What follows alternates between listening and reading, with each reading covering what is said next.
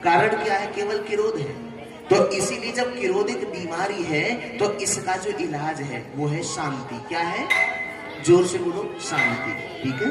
तो किरोध अनेकों बीमारियों की जड़ है और शांति इसकी औषधि है। ठीक है।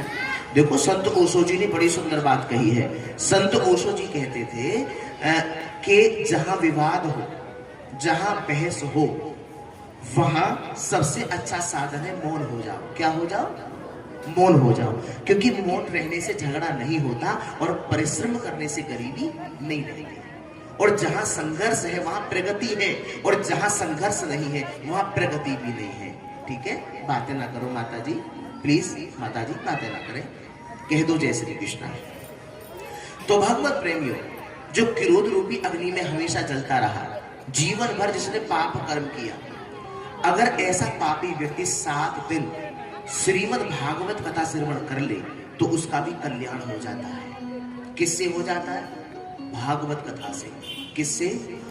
भागवत कथा से। आप बोला करें निसंदेह ये पाठशाला है और इस विद्यालय का नाम है ईश्वरीय विश्वविद्यालय। समझ गए? हम सब स्टूडेंट हैं, मैं भी स्टूडेंट ही हूं। इस शरीर को वो परमात्मा यूज करता है, इस शरीर को परमात्मा यूज करता है। मेरा कृष्ण, मेरी राधा रानी, वो मीठा बाबा यूज करता है। कथा मैं नहीं कह सकता, मेरी क्या होता है जो मैं उस परमात्मा की कथा कह सकूं? वही कहने वाला है, क्योंकि वही करण करावनहार है। कौन है?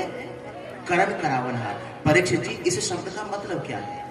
करण करावनहार हमने कह तो दिया, लेकिन इसका मतलब क्या है?